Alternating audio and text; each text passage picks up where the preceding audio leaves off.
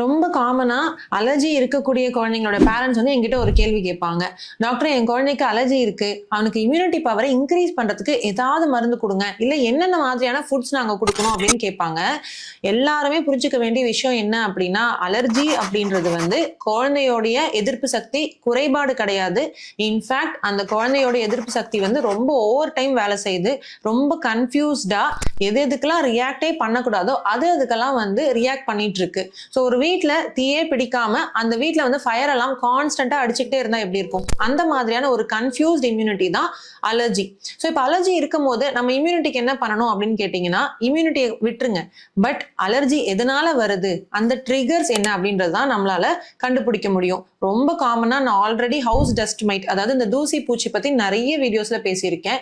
தூசி பூச்சி ஆகட்டும், கரப்பான், அதுக்கப்புறம் மோல்ஸ்ன்னு சொல்லக்கூடிய ஃபங்கஸ், ஈவன் வீட்டுல நம்ம வளர்க்கக்கூடிய செல்ல பிராணிகள், பெட்ஸ், அதுக்கப்புறமா போலன் கிரெயின்ஸ், வீட சுத்தி இருக்கக்கூடிய செடிகள், இது எது வேணாலும் குழந்தைக்கு வந்து அலர்ஜியை தூண்டக்கூடிய ஒரு விஷயமா இருக்கும். ஸோ அதை டெஸ்ட் பண்ணி கண்டுபிடிச்சு அதை அவாய்ட் பண்ணுமே தவிர, இம்யூனிட்டியை இன்க்ரீஸ் பண்ணணும் அப்படின்னு சொல்லிட்டு என்னென்னமோ மெடிசன்ஸ் கொடுக்கறது, நிறைய ஃபுட்ஸை ட்ரை பண்றது அப்படின்றதெல்லாம் விட்டுட்டு ட்ரிகர் ஐடென்டிஃபை பண்ணுங்க. அதுதான் உங்க குழந்தைக்கு ஹெல்ப் பண்ணும்.